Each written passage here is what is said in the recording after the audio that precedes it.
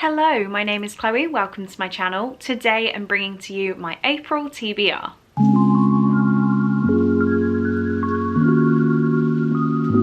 So I am only taking part in one readathon in April, and the day I'm filming this, the latest day that I can film this, that hasn't been announced yet, or the prompts haven't been announced yet, and that is the Magical Hopathon Round 2, hosted by the lovely Rachel over at Rachel Kerris. So I'm going to be posting a TBR for that closer to the time, maybe a couple days before the readathon starts, but I will have the dates that it is running on the screen for you, and we'll link Rachel's channel down in the description so that you can go and check it out. But apart from that, I am trying not to challenge myself too hard in April. I'm going back to college at the end of March. It's just 2 weeks and then 2 weeks in May and then exams that are the level of a master's degree. So I don't want to be putting too much pressure on myself, meaning this TBR is only 7 books long, I can't count, 7 books long. I'm hoping that I can double up some of these books with the Hopathon books. So, getting straight into it, the first book I need to read is Chloe's Crime Scene Corner's pick for April, forgot a month we were on about then, and that is The Good Daughter by Karen Slaughter. This is a bit of a chunker of a book actually, and it was recommended to me by Victoria. She thought I would love it, and it was actually bought for me by Victoria when I hit monetization. That's so lovely. So yeah, I've wanted to read this one for a while. This is about Charlotte and Samantha Quinn, who 28 years ago, their childhoods were destroyed by a terrifying attack on their family home. It left their mother dead, it left their father, a notorious defense attorney, devastated, and it left the family consumed by secrets from that shocking night. That's all I'm going to read from the back. I need to split this up over the days, and I'll be reading it with everybody in the book club in April, so very excited for this one. Then a book I am extremely excited to read is Ugly Love by Colleen Hoover, and this is my patron buddy read for the month of April. We had a little vote, as we always do, and this is the one that won, and I'm so excited. It says, "It's not exactly love at first sight for Tate Collins when she meets the tormented and secretive Miles Archer. They wouldn't even go so far as to consider themselves friends. The only thing that Tate and Miles have in common is a mutual physical attraction that can't be denied. Once their desires are out in the open, they realise they might have stumbled on the perfect no-strings arrangement. He isn't looking for love, and she doesn't have time for it. So that just leaves the sex. What they've got could be surprisingly satisfying, as long as Tate can stick to the 2 rules that Miles has for her. Never ask about the past and don't expect a future. They think they can handle it, but everything is different when real emotions start to change the equation." I absolutely love the Colleen Hoover books I've read, and I can't wait to add another one to that list. So yeah, high hopes. And the other book that is set in stone is City of Fallen Angels by Cassandra Clare. This is the 4th book in the Mortal Instruments series, and I'm reading it for Becca over at the Becca Fowles by the Angel Along, which is going through Cassandra Clare's works. So April, month number 4, is time for Mortal Instruments book 4. Now, the other challenge I am taking part in, I am part of a safari challenge over on a Facebook group, which is hosted by the lovely Laura over on Instagram. I will definitely link her down in the description. She does an amazing job as an admin of this group, and January of 2021 I led Team Jungle to 3rd place and would love Team Jungle to win this year. So I am a co-captain this year, as I've got a lot on my plate, but I'm hoping to get through at least the prompts for my team.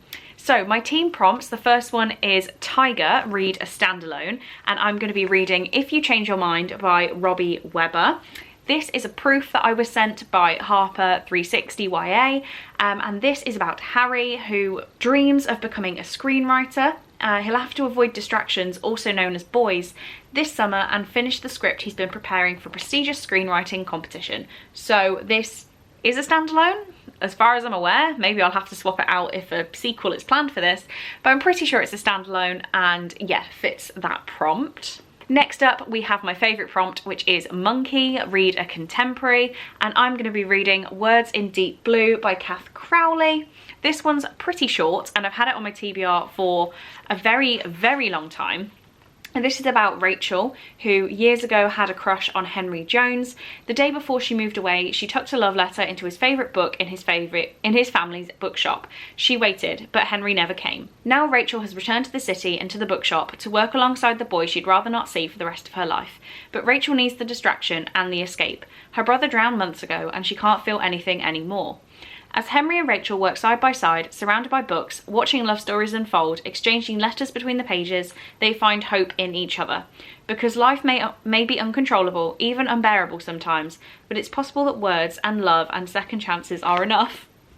I just want to go cry. Definitely a contemporary. Next is Parrot, read a book with a colourful cover, and I've gone with Bad Girls with Perfect Faces by Lynn Weingarten. So the background of this book is like pretty dull, but we have the bright yellow, we have some bright pink down here, and the spine is bright yellow. So I say this counts as a colourful cover. This is a YA thriller I've had on my shelves for the longest time. It says Sasha's best friend Xavier is that how you say that, Xavier? Is smart and funny and strange and kind and endlessly forgiving, even when maybe he shouldn't be. So when Xavier's poisonous ex slithers back into his life, Sasha is determined to protect him. Worried that Xavier cannot survive another betrayal, Sasha comes up with a plan to prove that cheaters never change. But when her plan goes sickeningly wrong, they find themselves on a dark path from which there is no turning back. So maybe it is just a contemporary, and yeah, definitely colourful. And last but not least, we have a book that has been on your TBR a while, and that is the prompt for Sloth. And I am going with A Study in Charlotte by Brittany Cavallaro. I wanted this one way back when, and this is another gift from Victoria. This is one that got delivered to my old house, and I picked it up about a year after I moved in. So I picked it up about a year ago, but it arrived a year before that, and I'd wanted it since it came out. So I say this counts as being on my TBR a while. This book gives me Truly Devious vibes.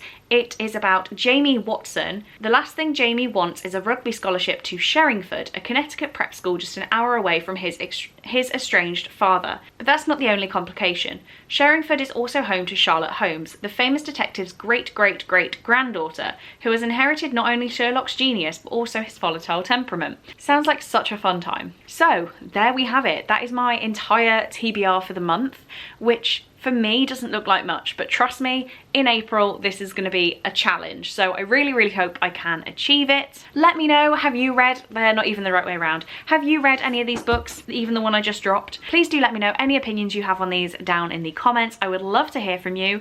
Everyone I have mentioned will be linked down in the description, of course, and I hope you go check them all out. And yeah, that is all I have time for today, so thank you very much for watching this video. I really do hope you enjoyed, and I will see you in my next one. Bye!